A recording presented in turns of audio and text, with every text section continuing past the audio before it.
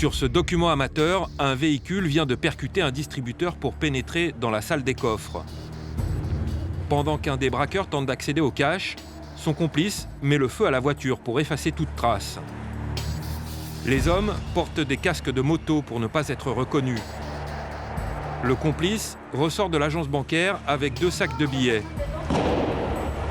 Un scooter déposé sur le trottoir les attend, c'était leur moyen de fuite. Manque de chance pour eux, ce dernier ne démarre pas. Ensuite, c'est un peu la panique. Les 2 hommes tentent de voler une voiture garée en double fil, en aspergeant son propriétaire de gaz lacrymogène.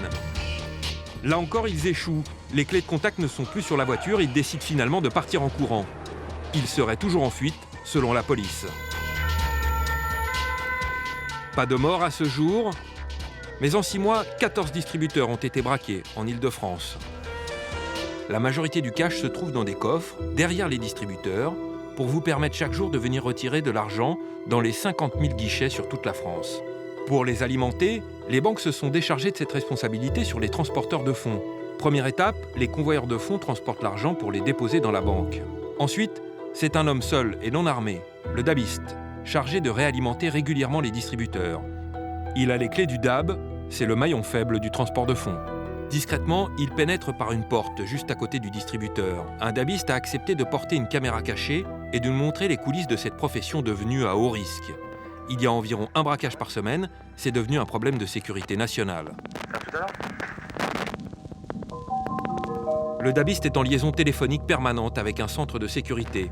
Une fois à l'intérieur, il nettoie les machines et prend l'argent dans des coffres à ouverture à retardement, pour ensuite recharger les DAB.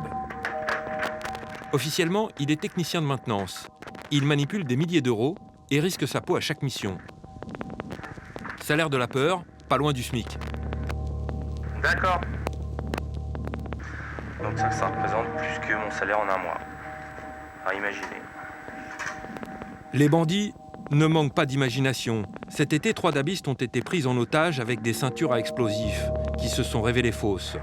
Famille séquestrée, dabistes violentés. Mais l'un des procédés souvent utilisés pour accéder au cash du distributeur, c'est l'attaque à la voiture bélier. Un procédé extrêmement violent qui met en danger la vie du dabiste. Ces images de vidéosurveillance montrent la situation qu'a vécue Stéphanie. Elle s'est retrouvée seule, menacée par un homme armé dans le petit local derrière les distributeurs. Suite au choc psychologique, je faisais énormément de cauchemars, d'être poursuivie, je revoyais souvent la scène où j'avais la revolver sur la nuque. Et dès que les braqueurs étaient cagoulés, donc je voyais des gens cagoulés partout. La majorité des dabistes de son agence se sont déjà fait braquer.